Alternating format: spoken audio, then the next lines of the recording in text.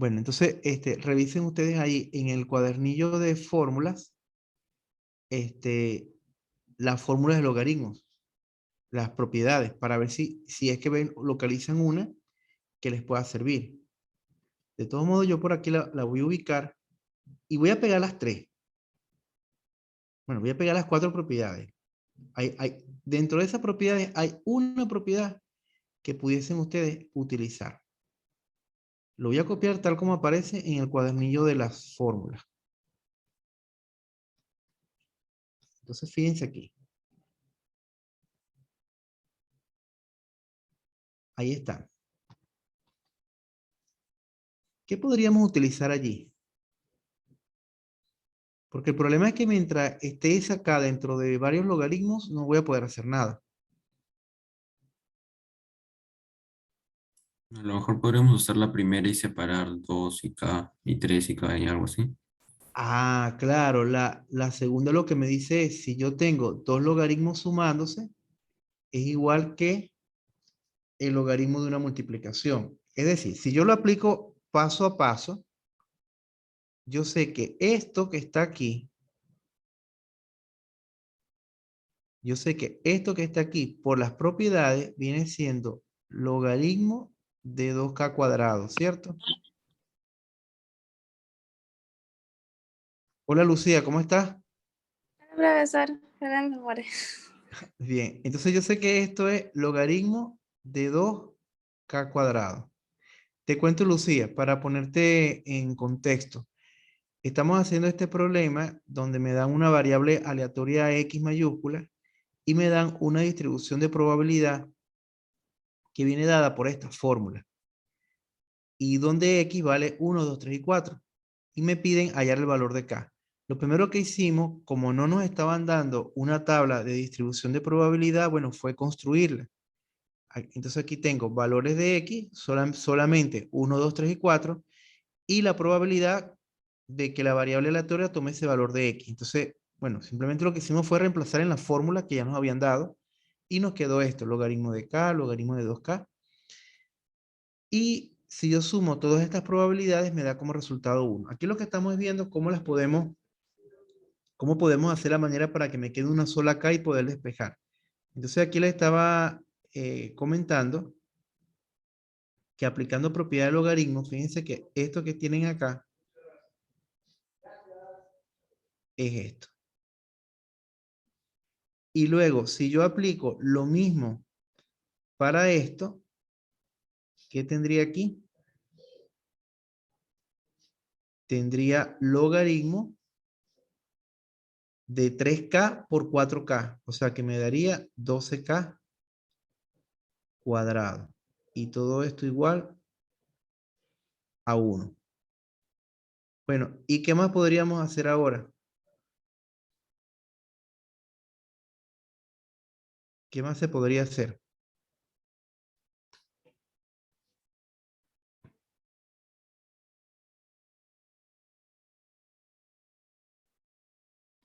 A ver, ¿qué otra cosa se podría hacer? ¿Eso no se podría juntar también? Oye, Claro, no, claro, porque siguen siendo logaritmos. Entonces, quiere decir que esto queda logaritmo de 2K cuadrado por 12K cuadrado y esto es igual a 1.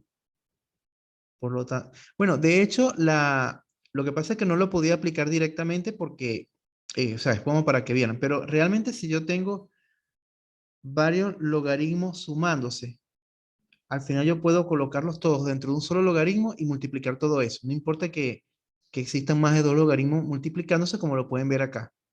Entonces aquí me daría 24K a la 4 igual a 1. Bueno, ya queda menos. Ahora, ¿qué podemos hacer?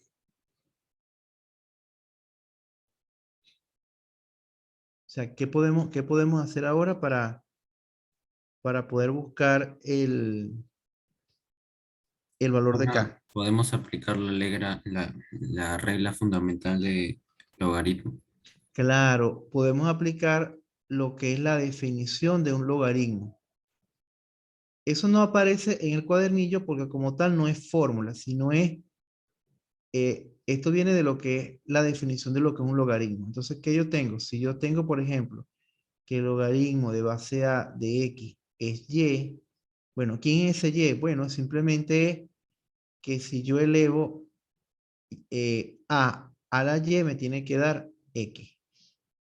Es decir, la base del logaritmo, al ser elevada a la Y, me tiene que dar como resultado X. Entonces quiere decir, ¿y cuál es la base de este logaritmo?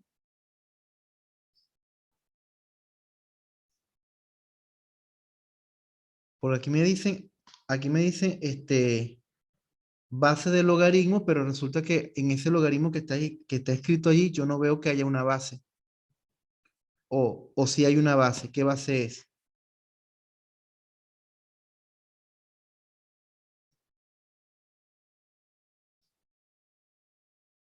¿Qué base sería?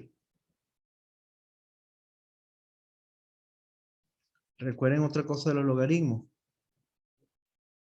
Si yo tengo escrito esto, ln, esto, si yo tengo escrito lnx, esto es logaritmo de base A, de base E.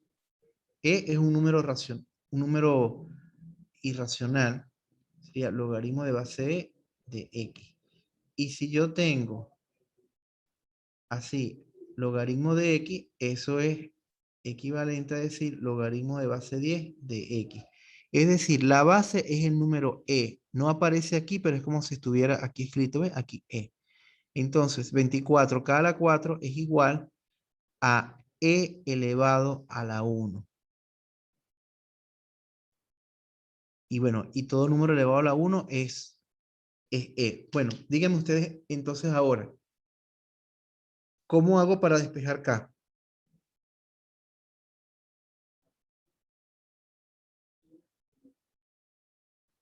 ¿Cómo hago para despejar K?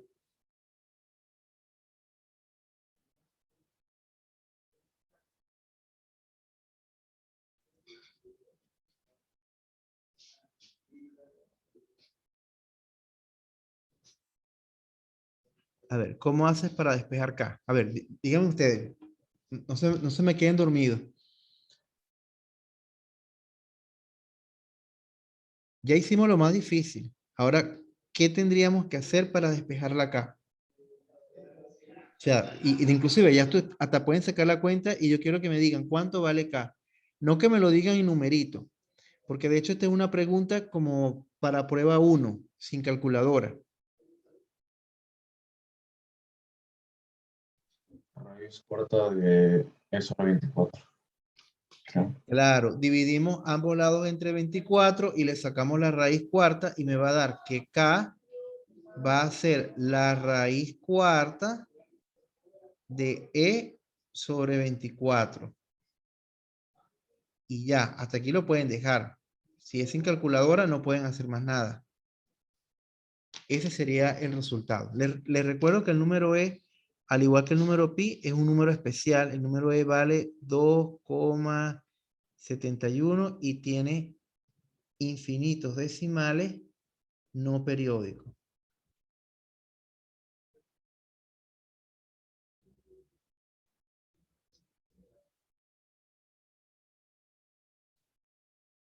Infinitos no decimales no periódicos.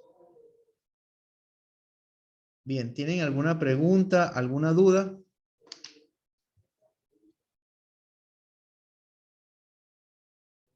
No, profe, todo claro. Bueno, muy bien. Entonces ahora veamos otro problema de estos que están aquí. Ok. Ajá.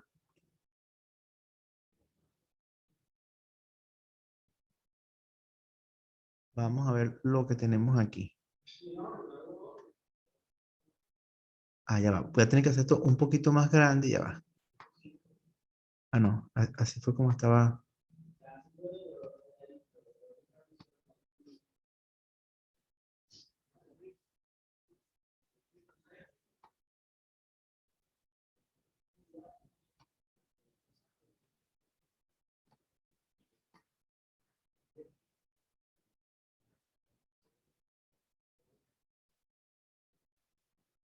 Bueno, veamos lo que dice aquí.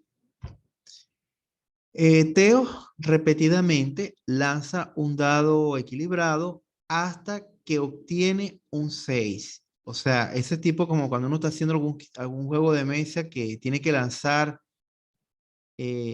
hasta que salga 6 para poder salir. Entonces dice, muestre que la probabilidad de obtener el 6 en el tercer intento es 25 sobre 216. Entonces, a ver, ¿cómo haríamos para resolver eso?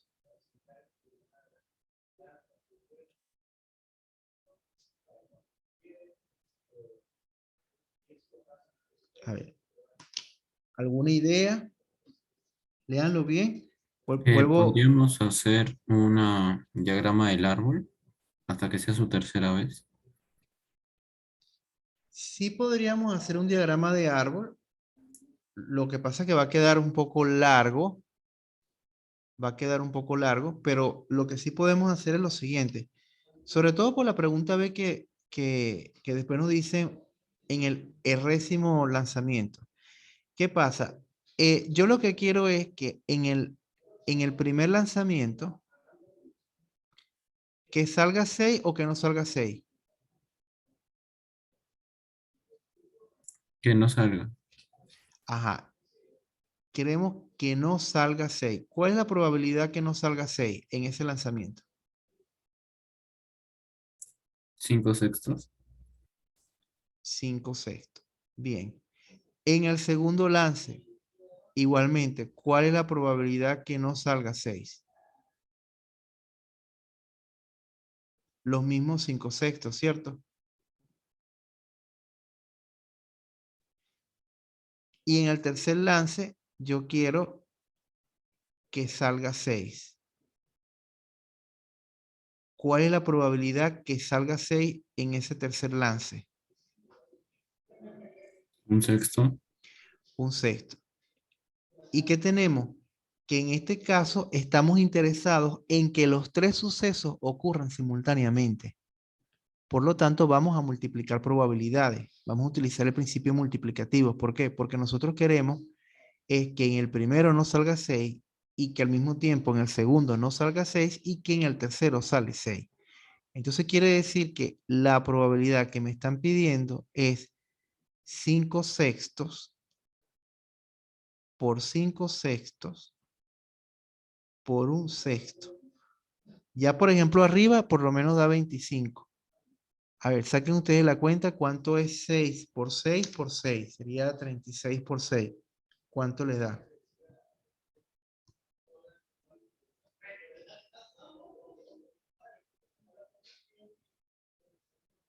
216. 216.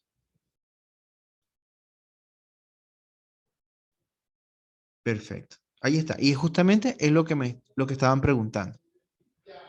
Ahora después dicen, sea PR la probabilidad de obtener el primer 6 en el lanzamiento R.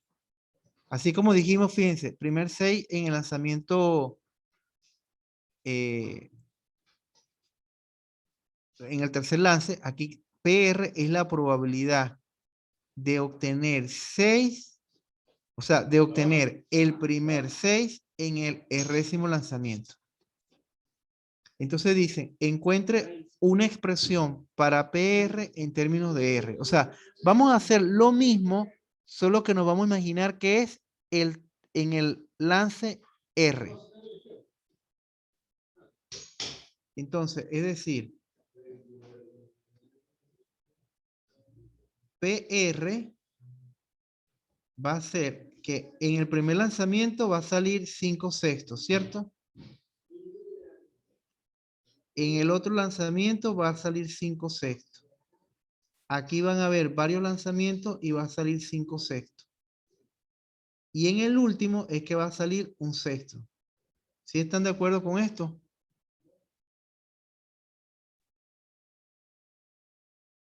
Sí, profe. Ahora, fíjense, de aquí hasta acá hay R lanzamiento.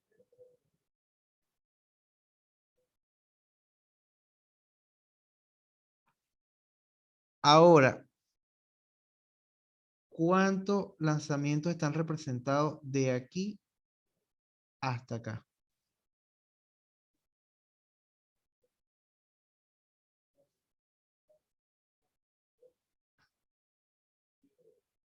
Completos están, ahí, o sea, fíjense, esa es una multiplicación. ¿Cuántos números estamos multiplicando en total, incluyendo el 1/6? Estamos multiplicando R números. Pero solamente los puros 5/6, ¿cuántos son? R menos 1. Claro, R menos 1. Aquí tenemos R menos un número.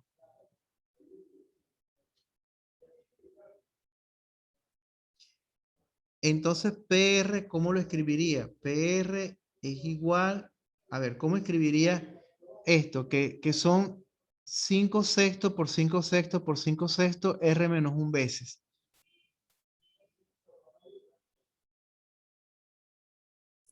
Cinco sextos a la R menos 1. Claro, 5/6 a la R menos 1 por 1/6. Realmente ya acá hemos encontrado la fórmula. Claro, esto se podría simplificar más, pero técnicamente, como no me están exigiendo darlo en algún formato en específico, esta respuesta es correcta. Pero si quisiéramos ser un poquito más, con más simplificación, podríamos decir esto. Aquí tengo 6 a la R menos 1 por 6, y bueno, entonces al final PR, de la forma más simplificada posible, sería esto: 5 a la R menos 1 sobre 6 a la R. Entonces, es una manera que podríamos expresar la respuesta. O sea, podemos dar esta respuesta o podemos dar esta respuesta. Cualquiera de las dos es válida. ¿Sí se entendió aquí el punto? Sí, Sí, profe. profe. Bien. Entonces, ahora la C me dice: pruebe algebraicamente que la suma desde R igual 1 hasta infinito de R de P de R da 1. Es como decir que yo calcule probabilidad que salga 1/6 en el primer lance, que salga 6 en el primer lance, más la probabilidad que salga 6 en el segundo, más la probabilidad que salga 6 en el tercero, y supuestamente todo eso va a dar como resultado 1. A ustedes les están exigiendo en este momento la parte porque esa es parte del contenido de ustedes, que está en la parte de demostraciones, de trabajar con el principio de inducción matemática.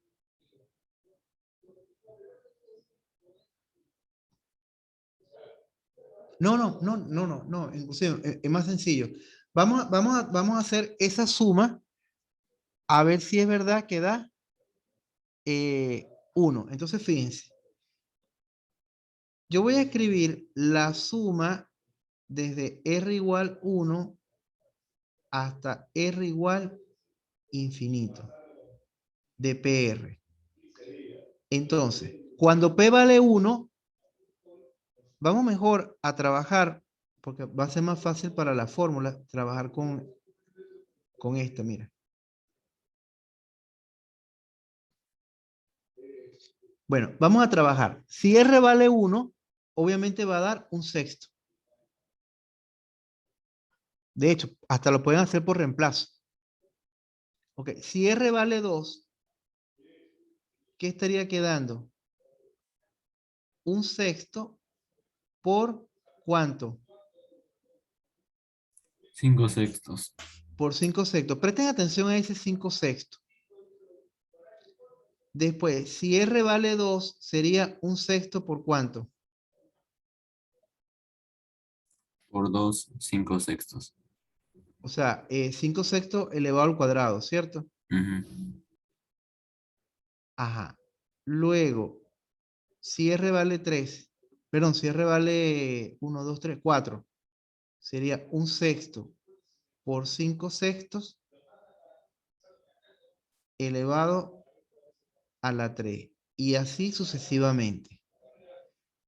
Ahora, fíjense una cosa. Yo puedo decir, esto que están acá, quiero que observe que son los términos de una progresión aritmética. Estos son los términos de una progresión aritmética, geométrica, términos de una progresión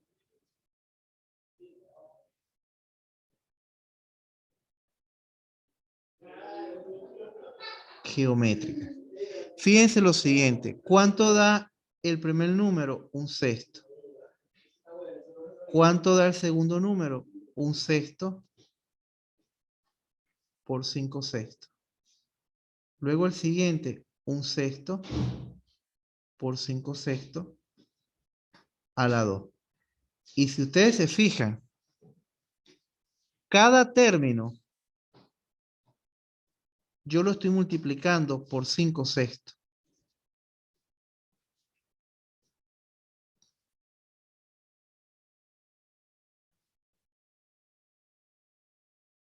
¿Sí lo ven? Sí, profe. Entonces, quiere decir que el primer término de esa progresión geométrica es 1 sexto y, y la razón es 5 sextos, que es menor que 1. ¿Y por qué es importante que es menor que 1? Porque cuando yo estoy sumando los infinitos términos de una progresión geométrica, cuando la razón está entre 0 y 1, o sea, bueno, realmente no entre 0 y 1, sino que esté entre menos 1 y 1, eso tiende a un límite. O sea, no va a dar infinito, va a tender a un límite. Y entonces aquí es donde vamos a utilizar la suma de los infinitos términos de una progresión geométrica. Que miren, justamente es la que está aquí, en el cuadernillo. Suma de los infinitos términos de una progresión geométrica. No, mentira, esta no. Aquí no está esta forma. Esta es la suma de los n primeros términos. Me interesa esta que está debajo. La suma de los infinitos términos de una progresión geométrica. Que aquí está localizada, fíjense.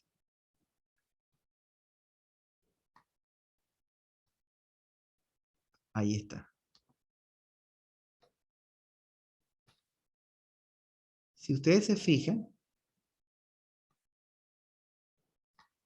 ahí está, dice, suma de los infinitos términos de una progresión geométrica. Entonces, fíjense, tenemos una progresión geométrica, son infinitos términos porque de hecho estoy sumando desde r igual 1 hasta r infinito y está cumpliendo con esta condición que es muy importante que cumpla, que el valor absoluto de la razón tiene que ser menor que 1. Entonces, quiere decir que en este caso, la suma de los infinitos términos va a dar igual a ¿cuánto? De acuerdo a la fórmula, uso 1, que es primer término, 1 sexto, sobre UR, que es 5 sextos,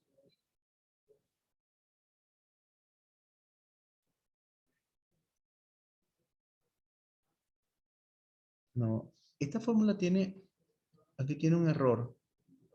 Qué raro que parece esto es 1 menos R. Aquí tiene que salir 1 menos R. ¿Tienen ustedes ahí su cuadernillo de fórmulas?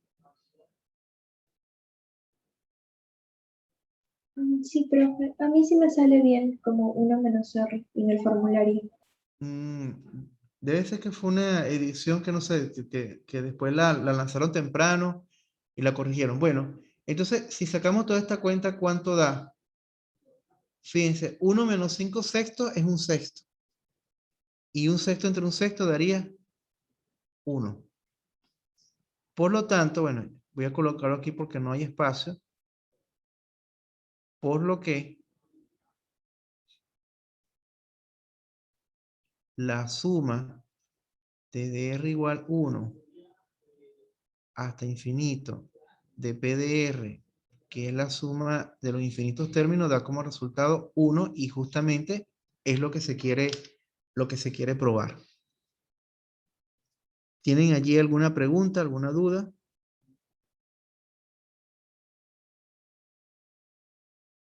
Profe, ¿puedo repetir la parte de por qué 1 menos 5 sextos?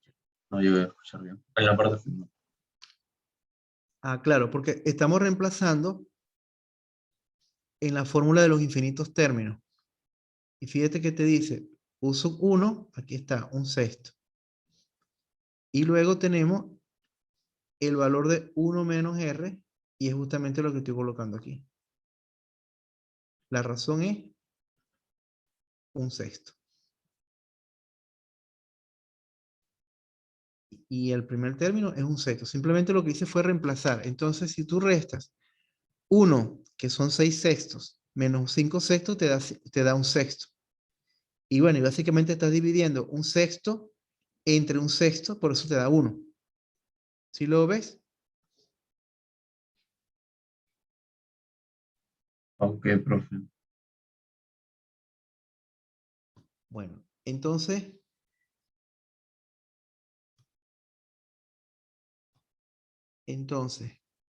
¿tienen alguna otra pregunta? Fíjense cómo esto al final terminó siendo un problema de progresión geométrica, aunque no te lo dicen, sino que es algo que te tienes que dar cuenta, cómo es el patrón de formación, darte cuenta, oye, pero es verdad que estoy multiplicando cada término por 5 sextos. Vamos entonces ahora a ver otro problema.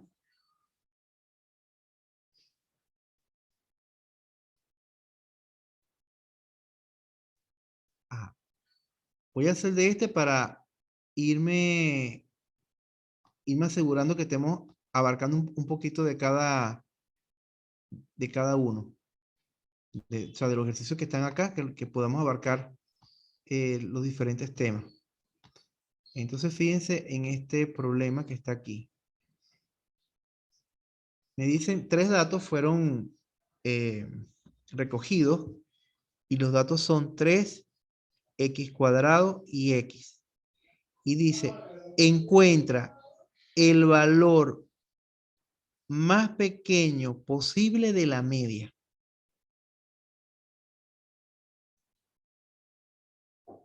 Piensen un momento y me van diciendo como algunas ideas de, bueno, cosas que se pueden ir planteando.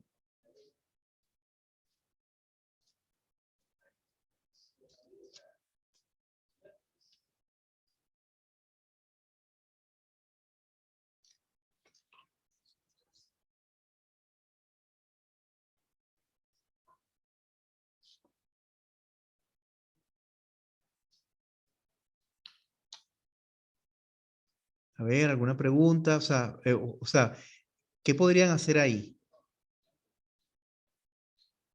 O sea, alguna idea. Puede ser que en el momento, mira, a veces pasa en un problema que uno como que no tiene, no logra ver cómo llegar al final, pero hay algunas cosas que están planteando que uno puede empezar como que, bueno, por lo menos escribirla, aunque sea que en el momento uno no tenga idea. Por ejemplo, qué podríamos ir planteando? ¿Se pueden aplicar imaginarios para esto? ¿Cómo? ¿Podemos? Aplicar imaginarios, o sea, usar imaginarios. Porque si va a ser, si va a ser que sea menor, bueno, X no podría ser negativo, a menos que tenga una Claro, raíz. Claro, pero dice, encuentra el valor más posible ¿de qué? De la media. Entonces, ¿por qué no planteamos la media? O sea, podríamos decir, bueno, la media, vamos a plantear la media porque, bueno, como están diciendo, el valor más pequeño posible de la media. Bueno, vamos a plantear cuál sería el promedio. Ah, no voy a colocar aquí X' para no confundirlo con esta X. Voy a colocar otra letra. Por ejemplo, vamos a suponer que decimos que la media, vamos a suponer que esto va a ser para mí el promedio. Ajá, el promedio.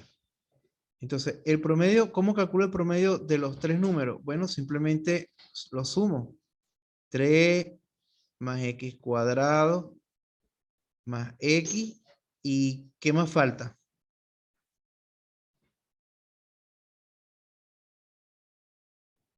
Y lo divido entre 3. Y ese sería el promedio.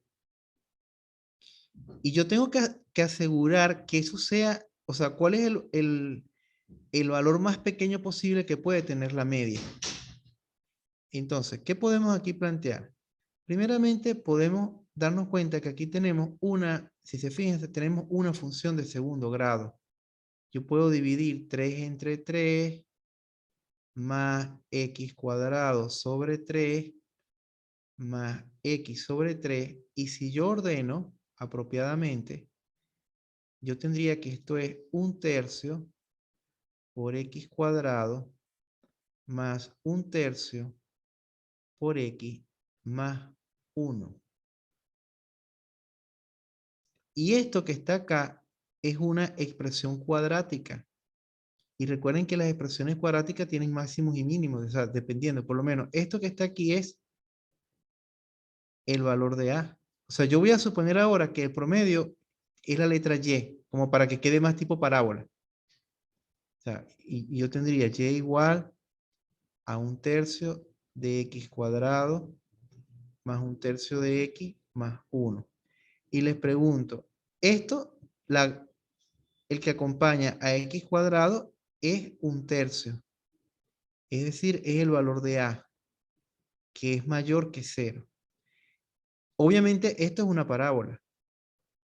Ahora, si la A vale 1/3, que es positiva, la parábola abre hacia arriba o abre hacia abajo.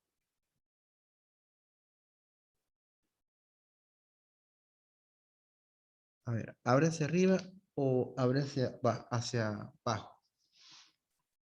Vamos de todo modo a recordar aquí la teoría de la función cuadrática. Aquí está, la función cuadrática. Tiene la forma f de x igual a por x cuadrado más b por x más c. ¿Y qué teníamos que recordar aquí claramente? Bueno, que este número a, dependiendo el signo que tuviese, si era negativo, la parábola abría hacia abajo. Y si era positivo, la parábola abría hacia arriba. Por lo tanto, la parábola va a abrir hacia arriba. Y por lo tanto, va a tener un mínimo. Va a tener un mínimo. Va a tener un valor mínimo. Entonces, ¿qué es lo que tienen que ustedes imaginarse? Bueno, que aquí tengo el eje de las Y, que recuerde que el eje de las Y es el promedio.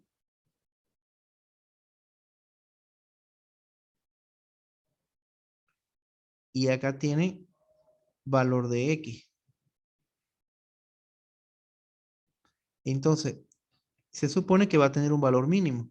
Ahora, ¿dónde va a ocurrir ese valor mínimo? En el vértice de la parábola. Y vamos a recordar aquí que en las coordenadas del vértice,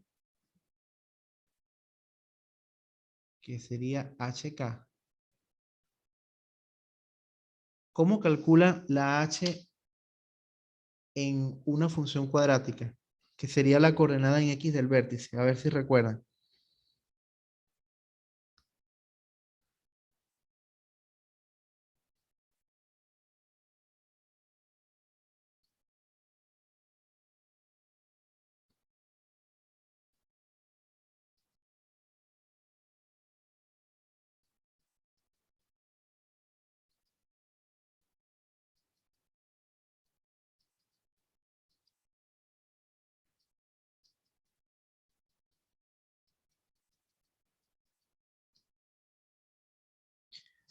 A ver, ¿cómo calcularía? A ver, ¿cómo se calcularía la coordenada en X del vértice? Eso aparece en el cuadernillo de fórmulas. Pero no les aparece exactamente con ese nombre. Eh, Aquí está. Mire, en 2.6, eje de simetría del gráfico de una función cuadrática de segundo grado. Y te dice, el eje de simetría es x igual a menos b sobre 2a. Pero ese es la misma coordenada en x del vértice. ¿Por qué? Porque el eje de simetría justamente pasa por el vértice. Entonces, el valor de h es menos b entre 2 por a. Entonces, esa sería la coordenada en h. Entonces, ¿qué tenemos que hacer aquí? Identificar cuánto vale h. Entonces, ¿cuánto vale h? Menos b, que es 1/3, entre 2 por a, que también vale 1/3. Bueno, ¿cuánto da esa cuenta?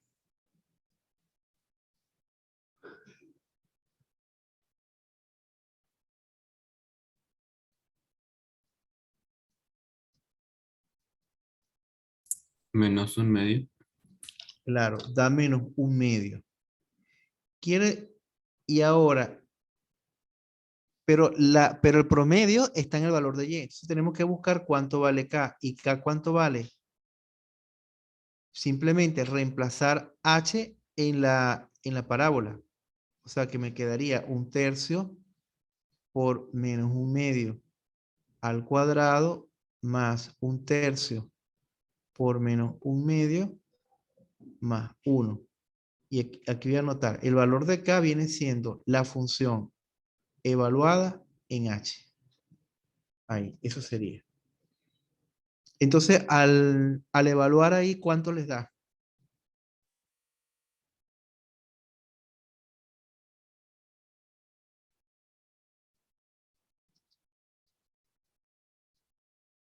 Saquen la cuenta, pueden sacar su cuenta en la calculadora, porque sí por el tipo de... Claro, si es con calculadora, podríamos haber graficado esto, pero vamos a suponer que se hace en calculadora. Si es en calculadora, entonces aquí quedaría 1/4 por 1/3, quedaría 1 sobre 12. Y aquí quedaría menos 1/6 más 1. Entonces esto quedaría 1 menos 2 más 12. Queda 11 sobre 12. Y este va a ser el valor mínimo, porque fíjense, aquí va a estar menos 1/2 en x.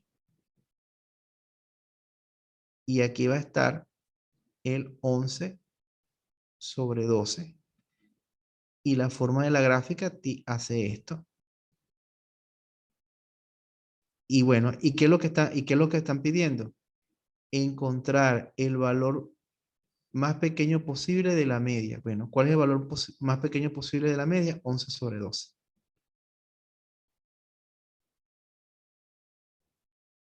Entonces, anotamos aquí. Entonces, como conclusión, este sería el valor más pequeño posible de la media.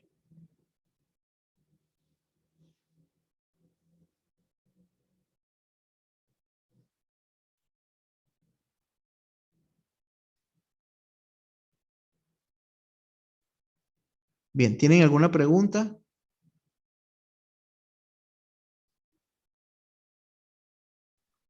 Profe, entonces, para resumir, lo que hizo fue hallar el vértice y reemplazarlo en la ecuación para tener el mínimo. Claro, porque el mínimo, porque recuerden que en el eje de la Y está el promedio. Entonces, el valor de H, lo que yo sé es cuando H vale menos un medio, bueno, que sería cuando X vale menos un medio, es que se va a obtener el menor promedio. Pero el menor promedio es 11 sobre 12. Si me hubiesen preguntado qué valor le tengo que dar a X para obtener el valor de media más pequeño, responderíamos a tener, ese número es menos un medio. Pero la media más pequeña sería 11 sobre 12.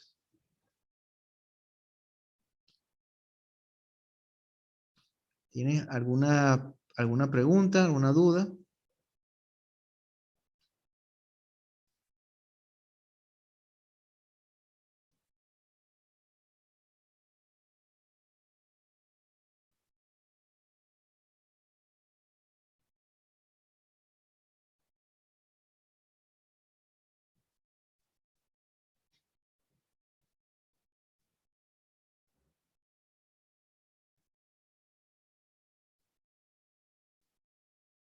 ¿Alguna pregunta, por favor? ¿Alguna duda? No, profe, todo está claro. Bien, perfecto. Bueno, entonces vamos entonces ahora a, bien, vamos entonces ahora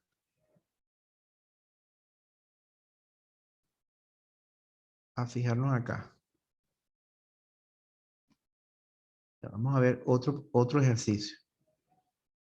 Fíjense que los ejercicios que le he traído hoy no son bastante, o sea, porque son ejercicios, em, son como de repasos generales. Entonces, fíjense, por ejemplo, como en ese caso, supuestamente está el concepto de estadística, pero al mismo tiempo están evaluando función cuadrática. Y claro, hay que tener muy claro estas cosas de función cuadrática. Cuando digo muy claro es lo siguiente, porque a veces puede ser que yo, por ejemplo, que yo diga, bueno, yo me sé la función exponencial porque me están diciendo que es función exponencial. Pero a veces la parte más difícil es cuando en ninguna parte me dicen que hay función exponencial y yo me tengo que dar cuenta. Esa es la parte más difícil. Es como acá. Acá en ningún momento sospecharon que esto iba a terminar siendo un problema de función cuadrática. Y lo difícil era darse cuenta de eso. Igual que en este problema anterior. Ok, aquí la parte A la hicimos, la parte B la hicimos, pero para responder la parte C, que es la que tiene en este caso el mayor nivel de dificultad, es porque nos tendríamos que haber dado cuenta que estamos en presencia de una progresión geométrica. Bueno, vamos entonces a ver otro problema. Ok, vamos a hacer...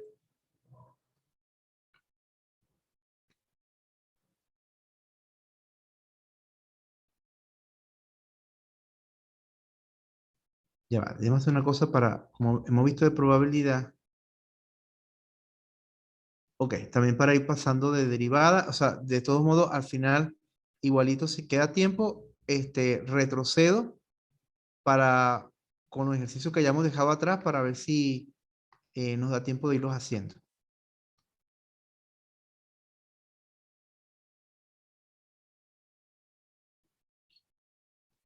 Bueno, fíjense, aquí me dicen, una función está definida de la siguiente manera. F de x es 2x más un medio por seno de 2x menos tangente de x. Y eso es para valores de x que pertenecen a menos pi medio hasta pi medio intervalo cerrado. Bueno, la pregunta me dice encontrar la derivada. Me están pidiendo hallar la derivada. Y bueno, ¿cómo haríamos para derivar eso? Recuerden que en el cuadernillo de fórmulas tienen las fórmulas de derivada.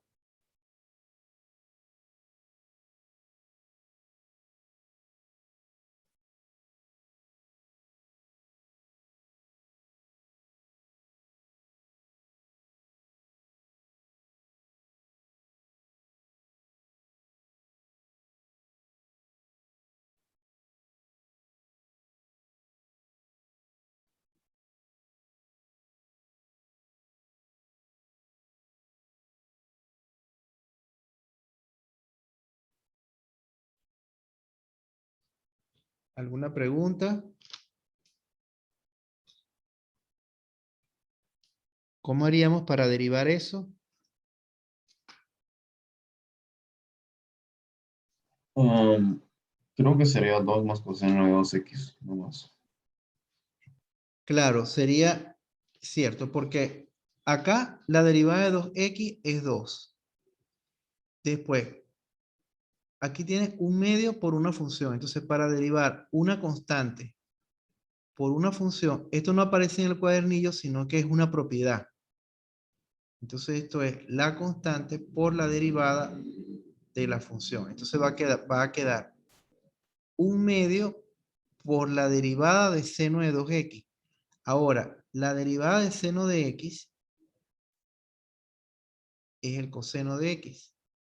Pero ¿cómo haces para derivar seno de 2x? Ah, utilizando la regla de la cadena. O sea, esta sí está en el cuadernillo. Esta sí está. Esta sí está en el cuadernillo. Entonces, ¿cómo haces para derivar seno de 2x?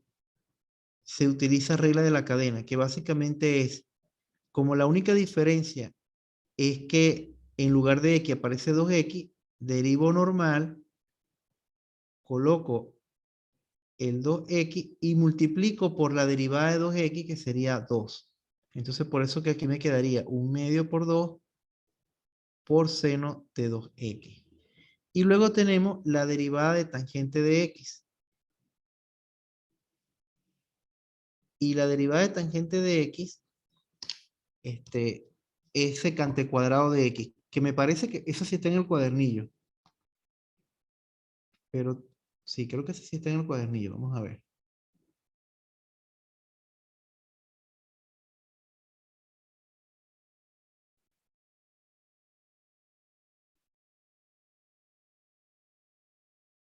Ya, vamos a buscar aquí.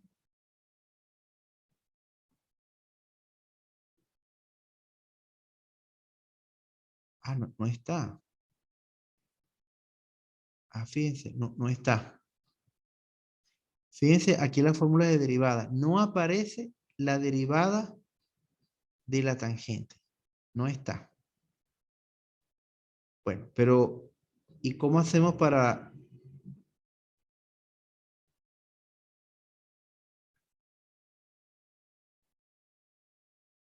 Ah, lo que pasa es que ya entiendo. Esto salía... No, lo que pasa es que este es un problema de la...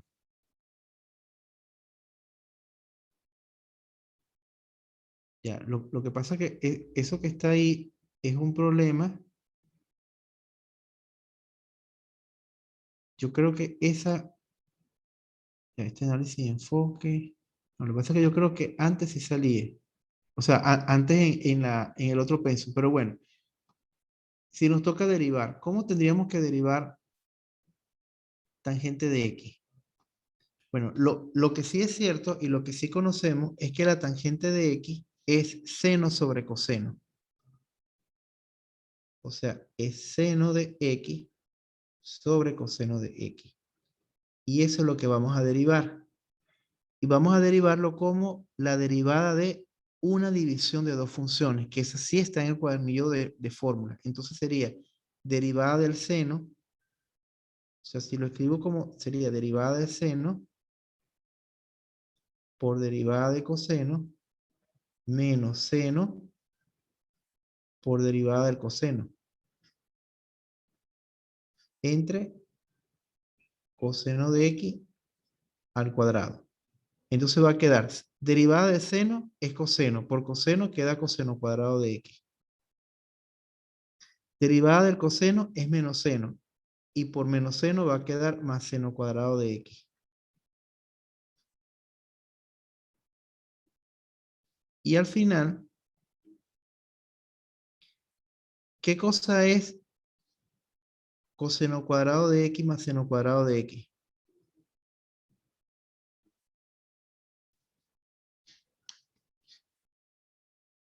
A ver, ¿qué cosa es coseno cuadrado de x más seno cuadrado de x?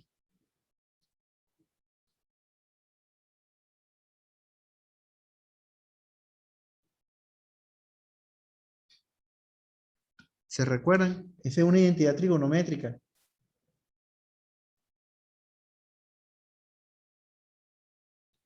A ver, Ricardo, ¿se recuerdan? Arango, Valentino, Lucía, Astrid, ¿se recuerdan qué propiedad es esa?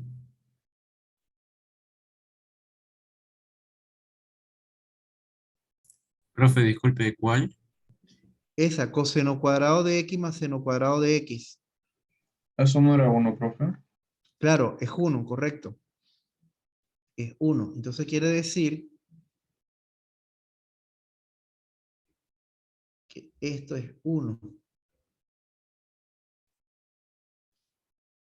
Y entonces eso quedaría como resultado 1 sobre coseno de x al cuadrado. Es decir, que aquí quedaría menos, recuerden que todo esto es para hacer la derivada de f de x. Entonces, la derivada de tangente, ¿quién es?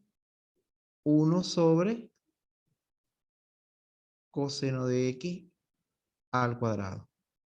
Y simplificando, 2 con 2, y me quedaría como respuesta que 2 más seno de 2x menos 1 sobre coseno cuadrado de x. Esa sería entonces la derivada.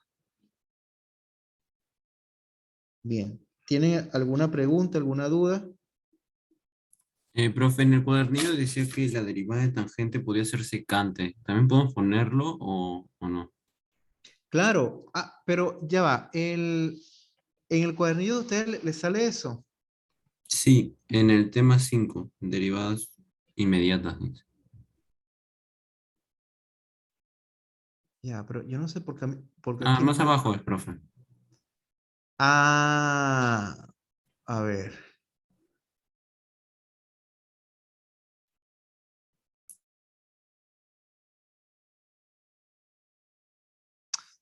Sí, lo que pasa es que entiende lo siguiente. Lo que pasa es que esto está este es para nivel superior.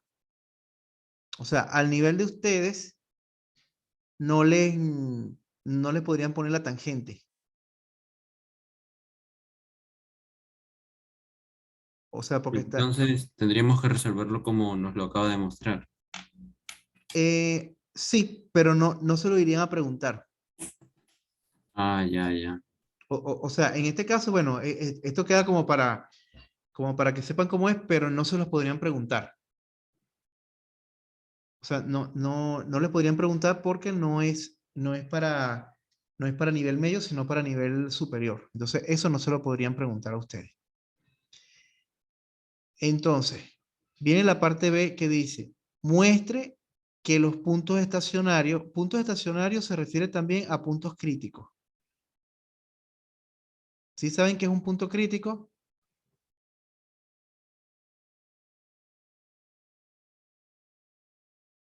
Punto crítico es donde la derivada vale 0.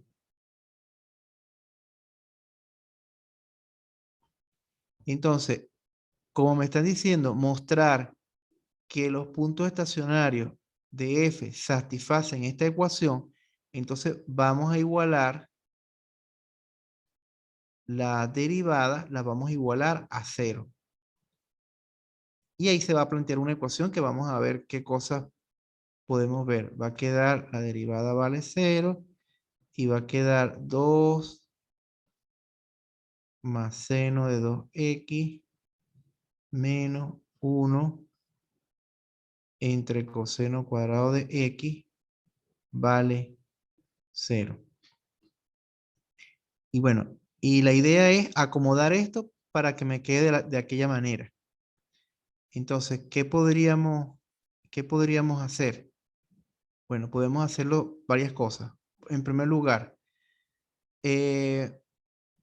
esto, vamos a colocar aquí como la continuación. Esto que está aquí, yo podría decir, bueno, yo voy a hacer lo siguiente, a buscar quitar la fracción para que me quede 2 más seno de 2x es igual a 1 sobre coseno cuadrado de x. Entonces, voy a multiplicar ambos lados por coseno cuadrado para que me quede coseno cuadrado de x por 2 más seno de 2x es igual a 1. Ok, pero si te fijas, aquí vamos a tener un problema. ¿Qué cosa es seno de 2x? Y seno de 2x es una identidad trigonométrica, que esa la podemos ver en el cuadernillo. Entonces, buscamos en el cuadernillo y entonces me queda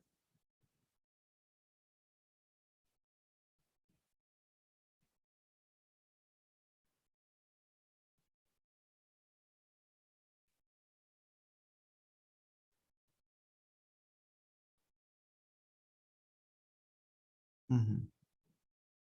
Entonces me quedaría seno de 2x.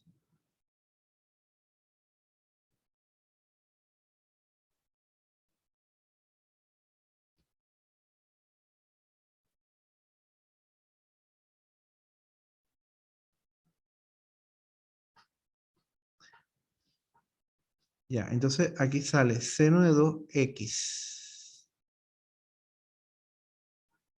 Pero seno de 2x es 2 seno por coseno.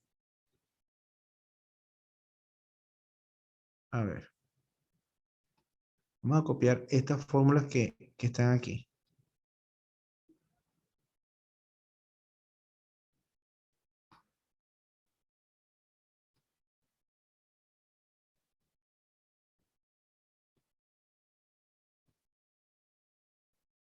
Vamos a ponerlo por aquí, por esta parte.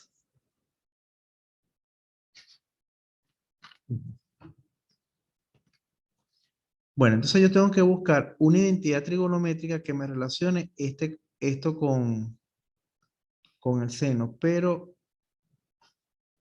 lo que pasa es que yo creo que esta pregunta, pasa que yo la tomé de un recopilatorio, pero yo creo que aquí están saliendo unas fórmulas que no, eh, que ya no aplica para ustedes.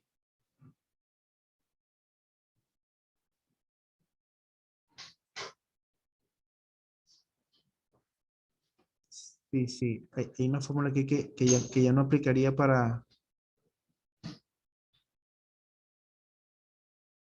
porque les explico. Hay una fórmula, vamos a buscar aquí rapidito, seno de ángulo doble.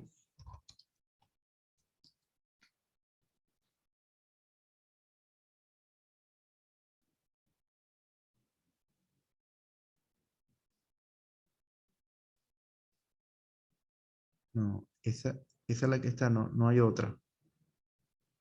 Bueno, entonces, bueno, entonces vamos a ir reemplazando lo que tenemos acá. Entonces, ¿sabes dónde está el problema? En la derivada del seno tenía que escribir coseno de 2x por 2 y yo escribí seno.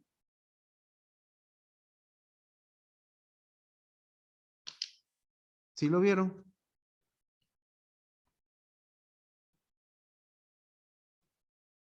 Ya va, aquí. Ya, vamos a cerrar un momentico esto para... acá.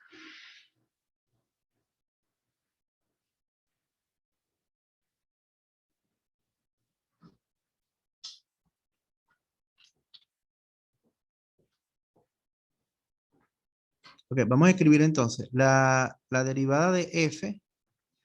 Entonces va a quedar 2 más 1/2 por 2 por coseno de 2x menos 1 sobre coseno de x al cuadrado. Estoy escribiendo lo que teníamos antes. Y entonces la derivada me estaría quedando 2 más coseno de 2x menos 1 entre coseno cuadrado de x. Ahí está. Entonces, tal como les comentaba, como me están diciendo que tengo que mostrar que los puntos estacionarios satisfacen esa igualdad, Entonces lo que hago es que primero igualo la derivada a 0 y me queda 2 más coseno de 2x menos 1 entre coseno cuadrado de x es igual a 0. Y hacemos el mismo procedimiento que le había mostrado en la parte anterior. O sea, vamos a pasar el 1 sobre coseno cuadrado de x al otro lado a sumar.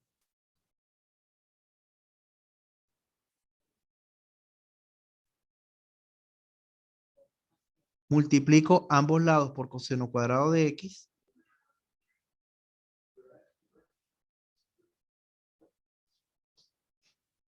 Y me queda igual a 1. Entonces, ¿qué es lo que vamos a hacer aquí? Si se fijan, no aparece a lo que se quiere llegar un 2x. Aparece x solo. Pero resulta que coseno de 2x, aquí está, ve, coseno de 2x, la fórmula que está aquí abajo, vamos a subirlo un poquito más.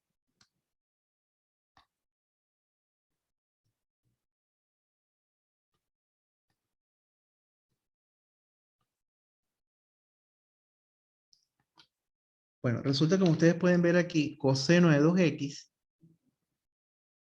va a ser igual a 2 coseno cuadrado de x menos 1. Entonces, esto va a quedar coseno cuadrado de x que multiplica a 2 más.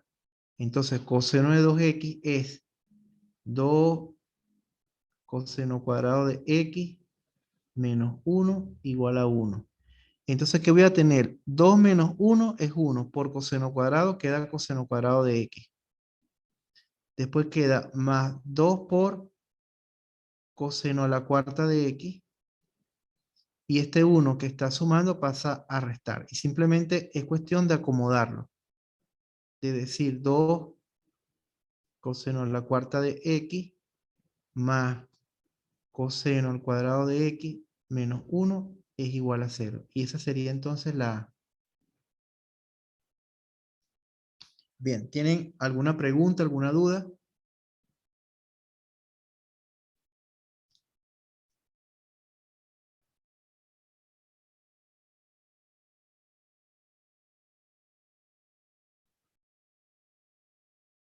A ver, ¿tienen Profe, alguna? ¿cómo hizo?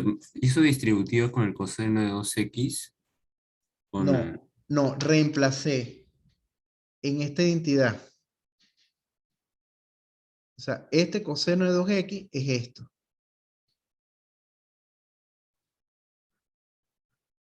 Lo que hice fue reemplazar. O sea, reemplacé y después se hice distributiva. Ah, ya. Ok, gracias, profe. No, de nada. Bueno, entonces, después que me dice, a partir de lo anterior, muestre que la función tiene exactamente 2 puntos estacionarios. Entonces, vamos a ver, voy a copiar aquí a lo último que llegamos, que es esta ecuación.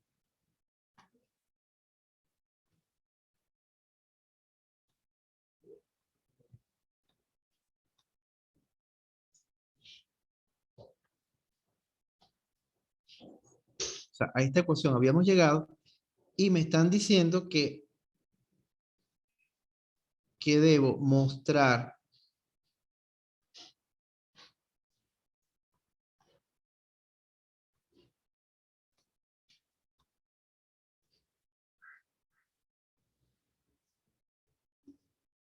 entonces, debo mostrar que tiene exactamente resolver esa ecuación de segundo grado. Aunque no me piden resolverla, solamente mostrar que tiene 2 puntos estacionarios. Entonces yo puedo hacer lo siguiente. Esa ecuación yo la puedo escribir como de la siguiente manera. La puedo escribir al cuadrado más coseno cuadrado de x menos 1 igual a 0. Y vamos a hacer como que un cambio. Voy a decir que P es coseno cuadrado de x para que me quede 2p cuadrado más p menos 1 igual a 0. ¿Y que acabo de conseguir? Una ecuación de segundo grado. Y tiene exactamente dos soluciones si el discriminante es mayor que 0. Entonces, para que tenga dos soluciones,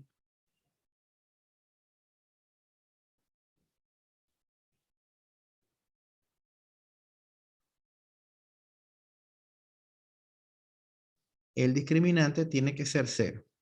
Entonces, el discriminante, entonces calculamos el discriminante que sería b cuadrado menos 4 por a por c. ¿Cuánto es? B cuadrado que es 1, 1 al cuadrado, menos 4 por a que es 2, por c que es menos 1. ¿Y cuánto da entonces el discriminante?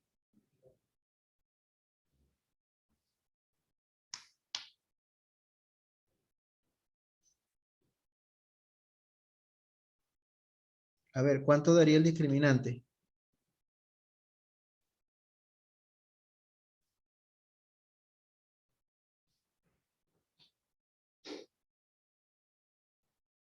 A ver, al sacar aquí la cuenta, ¿cuánto da el discriminante? Ujú. ¿Cuánto les da? 9, profe. Claro, les da 9. Exacto, es correcto. Entonces, el discriminante les da 9 y eso es mayor que 0. Y por lo tanto, van a haber dos soluciones. Entonces, esa sería entonces lo que tendrían que plantear. Entonces, eso da 9, que serían dos soluciones entonces. Sin embargo, hay una cuestión bien importante. El coseno de x, al igual que el seno, tiene que estar entre 1 y menos 1. Entonces, puede ser que la ecuación cuadrática sea la que tenga dos soluciones, pero de repente una de esas soluciones me va a conducir a una solución absurda. Entonces, yo debería resolverla. De todos modos. O sea, si esto me hubiese dado por lo menos igual a 0, ya yo sé que no tendría dos puntos estacionarios, pero aquí me está dando mayor que 0. Entonces, es la ecuación cuadrática la que tiene dos soluciones, pero yo tengo que fijarme que tenga valores lógicos para el coseno. Entonces, ¿qué es lo que hacemos? Vamos a buscar resolverlo. Entonces, P sería igual a menos B, que sería menos 1, más o menos raíz cuadrada del discriminante, que es 9, entre 2 por 2. Y eso da igual a menos 1 más o menos 3 entre 4. Y aquí van a dar dos posibles soluciones. Menos 1 más 3, que es 2 entre 4, un medio. Y la otra, que sería menos 1 menos 3 es menos 4 entre 4 menos 1. Por lo tanto, aquí me va a dar que coseno cuadrado de x va a ser igual a un medio, porque es lo que vale P, y aquí que coseno cuadrado de x vale menos 1.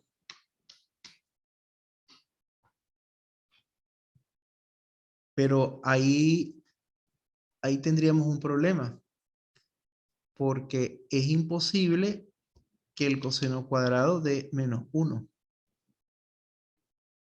Esto no es posible.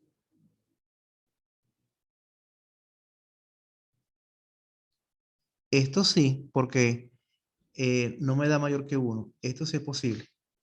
Entonces, bueno, realmente a cómo están las cosas, con esto que sale aquí,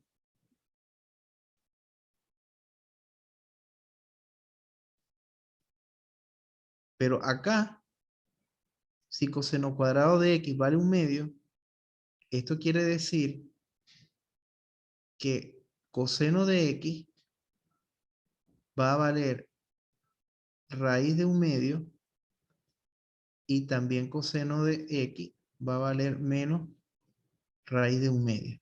Entonces, por aquí vamos a tener dos soluciones, que es lo que están pidiendo. O sea, no están pidiendo hallar las soluciones, sino solamente decir que demostrar que existen únicamente dos.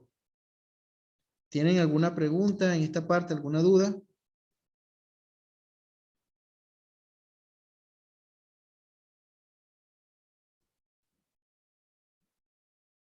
Profe, para ayer, o sea, en la última parte donde está P igual a -1 más menos. Bueno, ¿cómo, cómo lo hizo? ¿Es una fórmula? ¿De dónde sacó los valores? Claro, porque esta es la fórmula resolvente. Claro, lo puedes hacer factorizándolo, pero esta es una fórmula resolvente que es esta. Si tienes una ecuación de segundo grado,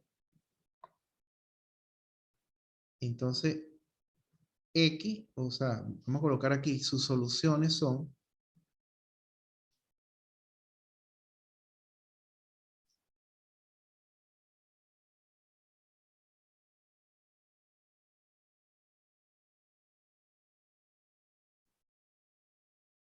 entonces, ¿cuáles son sus soluciones? X igual a menos B más o menos raíz de B cuadrado menos 4 por A por C.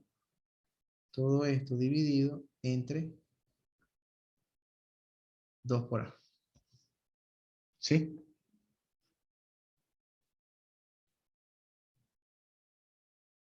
Sí, profe, me había olvidado. Ok, entonces vamos ahora a trabajar acá con otro.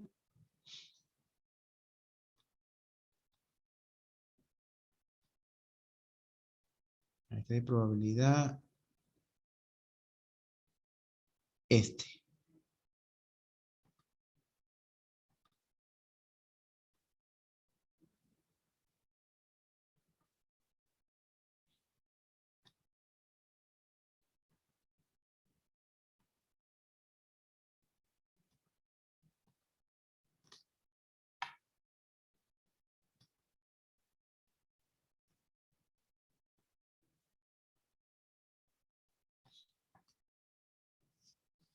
Bueno, tenemos acá.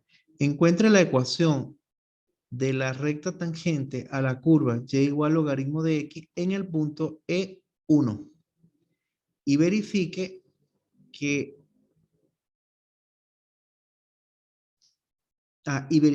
el origen, o sea, que el punto 00 está en esta recta, o sea, que pasa por el punto 00. Entonces, tómense un minuto para que vayan pensando. Déjenme un momento que tengo que conectar aquí un cable.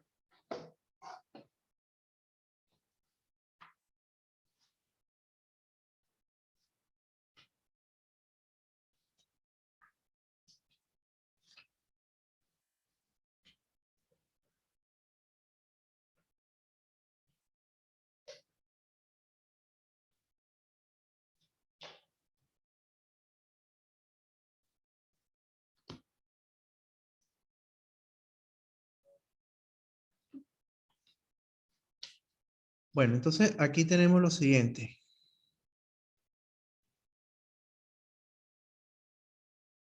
Ok, ¿cómo hacemos para encontrar fíjense que este punto que está aquí, parece que no se ve, es el punto E1. Me piden encontrar la ecuación de la recta tangente a la curva y igual logaritmo de x en el punto E1. Entonces, ¿qué tendríamos que hacer? A ver, ¿qué tendríamos que hacer?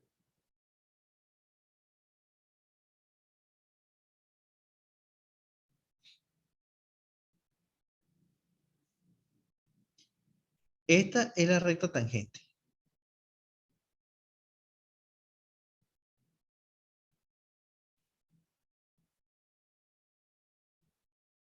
Vamos a suponer, aquí nos están diciendo que es una función f, pero vamos a suponer que le voy a colocar de nombre f de x.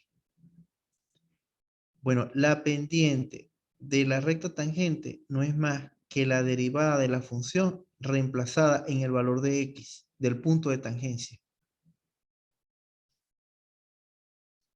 Porque esta sería la abscisa o coordenada en X del punto de tangencia.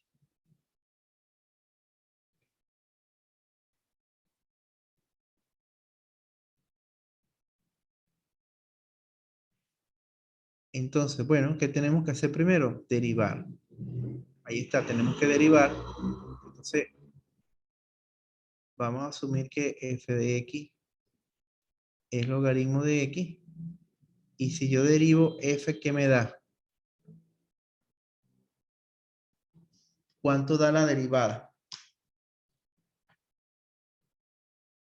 1 sobre X, creo. Claro, da 1 sobre x, correcto. Da 1 entre x. Y bueno, y ahora, entonces, la pendiente de la recta tangente viene a ser esa derivada reemplazada en el punto E y daría 1 sobre E. Y ahora vamos a hallar la ecuación. Para hallar la ecuación, ¿qué es lo que tengo que tener presente?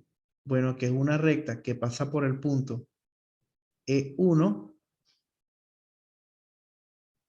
y cuya pendiente vale 1 sobre E. Entonces, ¿cómo haríamos allí para hallar la ecuación de una recta? Que pasa por el punto, fíjense, que pasa por el punto E1 y cuya pendiente es 1 entre E.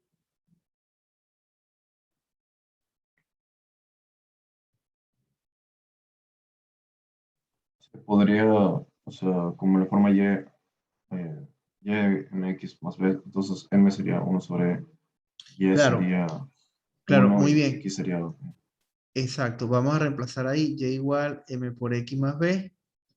Entonces Y sería 1, la pendiente 1 sobre E, el valor de X es E, más B. ¿Y cuánto daría aquí B?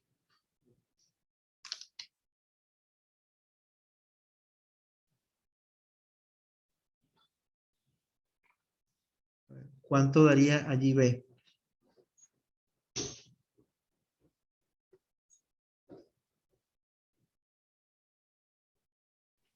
¿0?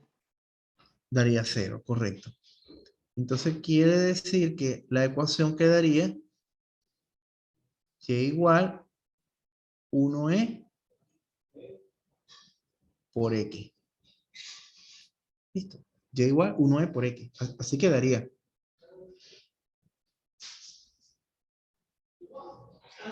Porque más B vale 0.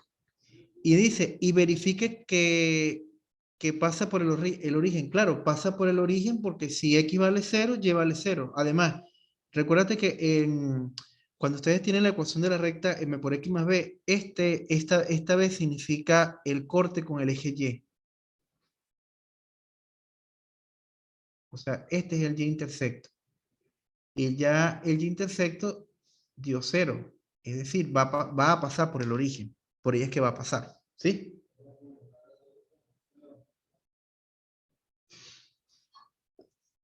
Bueno, y ahora, y ya con eso estaríamos listos con la parte A. Vamos a ver ahora la parte B. ¿Qué sale en la parte B?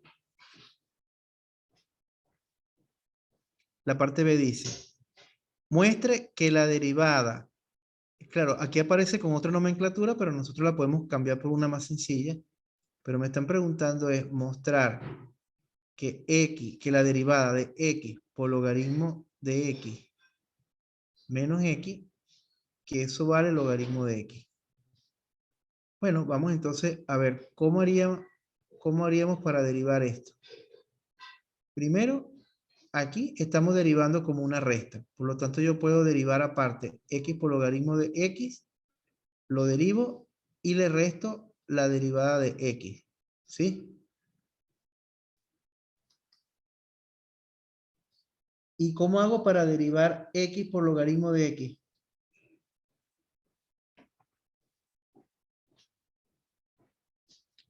A ver, ¿cómo haríamos para derivar X por logaritmo de X? ¿qué regla podríamos utilizar? Si es multiplicación, podemos utilizar la regla de multiplicación. Claro, la regla de Derivado. multiplicación, la que nos dice el primero derivado, lo voy a escribir aquí textualmente, el primero derivado por el segundo sin derivar, más el primero sin derivar por la derivada del segundo, y después le coloco el menos. ¿Cuánto da la derivada de x?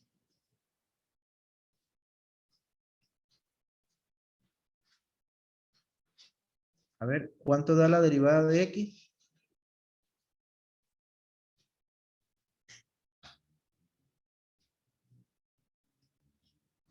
A ver, aquí importante. ¿Cuánto vale la derivada de x?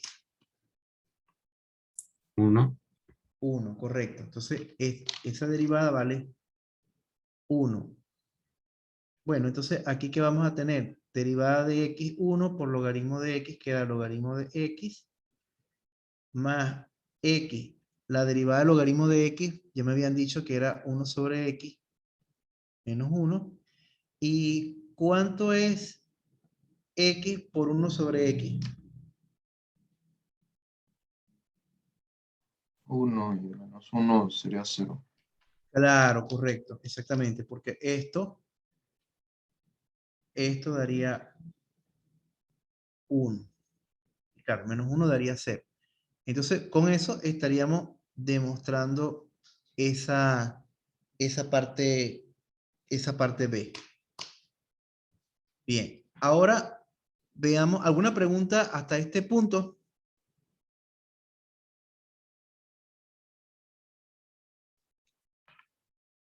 ¿Alguna pregunta hasta este punto?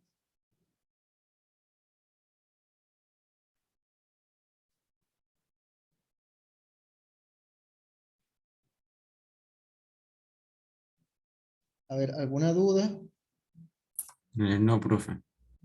Bueno, entonces veamos la parte C que dice.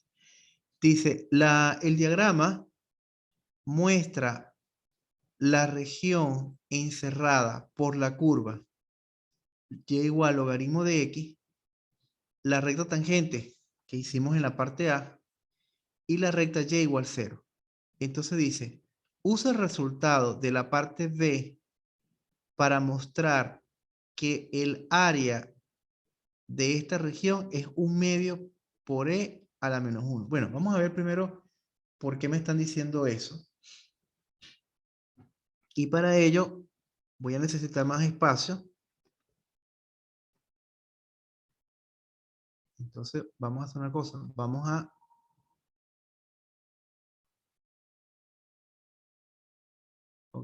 hacer esto. Vamos a llevarnos esto para acá. Si me dicen área encerrada por unas curvas, bueno, ya yo tengo que pensar que puedo plantear integrales. Entonces, ¿qué pasa? Esto que está aquí está en 1.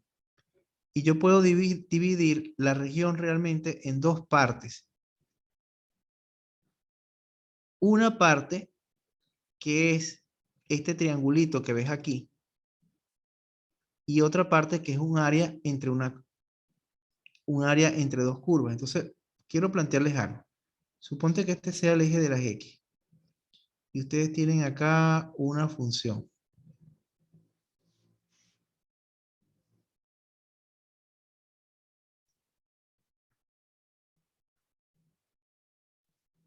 Y suponte que acá tienen otra función.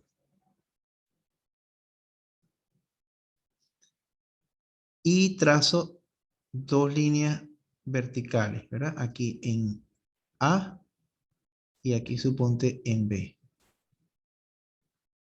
Y supónganse ustedes que yo quiero hallar esta área que está encerrada. Esto es una área entre dos curvas. Entonces, ustedes tienen que imaginarse que vamos a poner a una persona a vivir allí. O sea, va a haber una persona que va a vivir allí. Entonces, ¿qué va a pasar? Para la persona, esto que está aquí, que ustedes ven aquí, esto es el piso. Y si levantas las manos, esto es el techo. Y vamos a suponer que todo esto es la región R. Entonces, el área de la región R va a ser igual a la integral desde A hasta B de la función techo menos la función piso por diferencial de X. Entonces, yo aquí voy a distinguir dos regiones. Un área 1 y un área 2. Entonces, el área 1 es simplemente el área de un triángulo. No tengo que plantear ninguna integral. Pero tengo un problema. Recuerden que esta recta es y igual 1 sobre e por x. Entonces, si x vale 1, reemplazando, esto va a valer 1 sobre e. Entonces, ¿cuál sería el área del triángulo? La base, que es 1, por la altura, que es 1 sobre e, entre 2. Entonces, esto quedaría 1 sobre, o sea, quedaría 1 sobre 2 sobre 2e. Así quedaría ese pedacito. Bien, ¿tiene alguna pregunta con el área 1? Profe, ¿por qué no tomamos el área de todo desde 0 a 3? No lo podemos hacer porque tiene características diferentes, porque en el área 1, ¿quién es el piso? Y igual 0, el eje X, y el techo es la recta. En cambio, en el área 2, el piso es diferente. Entonces ya eso te dice que no es exactamente, o sea, no lo puedes involucrar en una sola integral. Para tú decir en una sola integral es que si decimos de 0 a 3 es porque la función piso tiene que ser la misma y la función techo tendría que ser la misma. Y aquí no se está cumpliendo. Entonces por eso que tenemos que trabajarla aparte. ¿Sí me expliqué? Bueno, y ahora el área 2, el área 2 si planteamos, bueno, el área 2 va a ser la integral desde 1 hasta, fíjate, no hasta 3, sino hasta este punto que es porque este es el punto de tangencia que es la intersección, sería hasta E. O sea, sería de 1 hasta E, ¿de quién? ¿Quién hace la base de la función techo? La recta. O sea, 1 sobre E por X. Menos, ¿quién hace la base de la función piso? El logaritmo.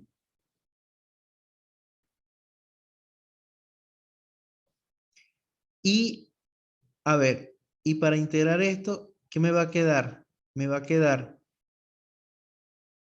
la integral de 1 sobre E sobre 1 sobre E por X de X menos la integral de 1 sobre E por logaritmo de X. Fíjense, la integral de X, que sería X a la N, yo lo puedo hacer como X elevado a la N más 1 sobre N más 1 más C, ¿sí? Y entonces eso me quedaría 1 sobre E por X cuadrado al cuadrado evaluado de 1 a E. Ahora, ¿cuál es la integral del logaritmo? Y aquí es donde hay que detenerse a hacer lo que están preguntando. Que dice, usa el resultado de la parte B. ¿Por qué el resultado de la parte B?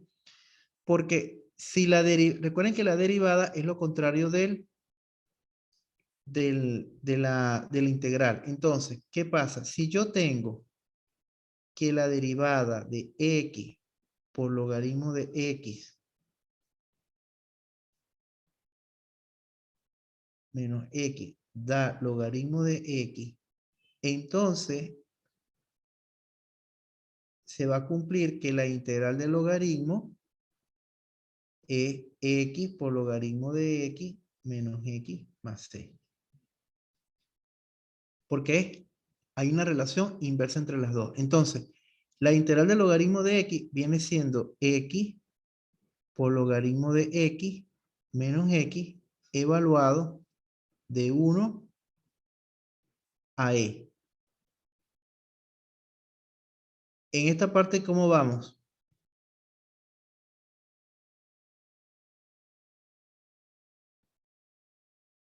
¿Cómo llegan a esta parte?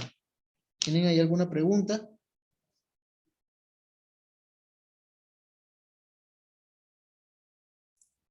Profe, yo no entendí muy bien por qué sacó la derivada. O sea, lo último que acaba de explicar. Lo que pasa es que en la parte anterior, me dicen que la derivada de x por logaritmo de x menos x es logaritmo de x. Y eso quiere decir que la integral del logaritmo es esto. Porque recuerden que si yo quiero comprobar, por ejemplo, si yo quiero integrar logaritmo de x y me da un resultado, y yo quiero comprobar que esto esté bueno, si yo derivo esto, al derivar esto, tiene que obligatoriamente darme esto.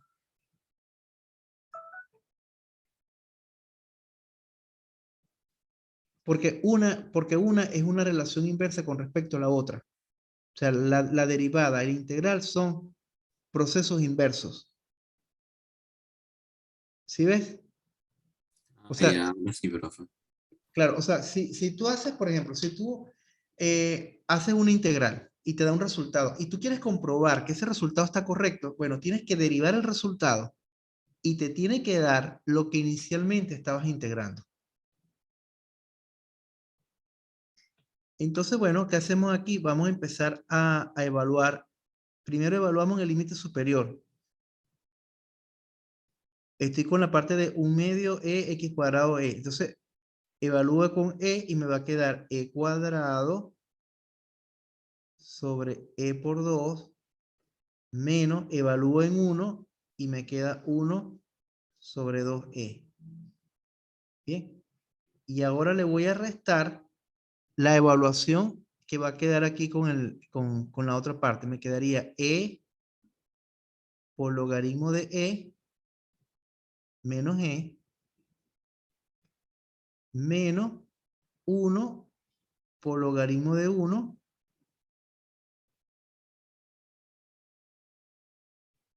menos 1.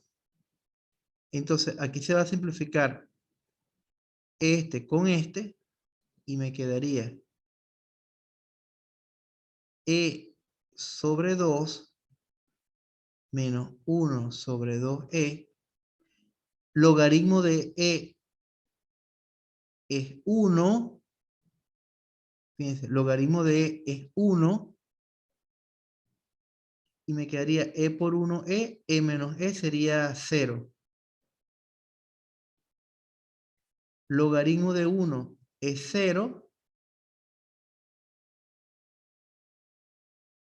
Y me va a quedar aquí menos 1. Ya, pero tengo que revisar porque hay una cosa aquí que no está. Ah, no, claro, porque después tenemos que restarle tenemos que sumarlo con área 1. Entonces, ¿esto qué resultado va a dar? E sobre 2 menos 1 sobre 2e más 1. Y entonces, finalmente, el área total va a ser el área 1 más el área 2.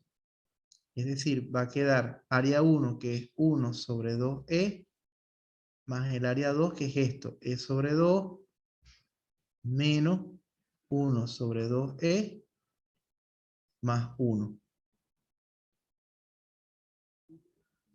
¿Y qué va a pasar aquí? 1 sobre 2e se simplifica con este. Voy a verificar aquí el signo. Ah, claro, ve, menos por menos más, y por este menos, queda menos.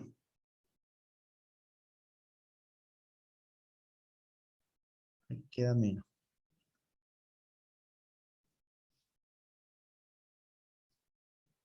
Entonces quedaría e sobre 2 menos 1. Bien, ¿alguna pregunta, alguna duda?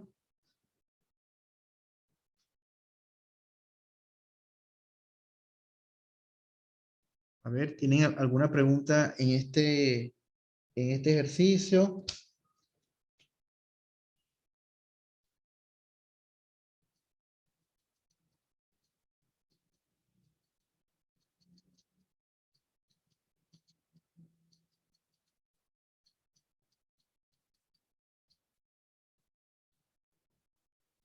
A ver, ¿alguna pregunta tienen?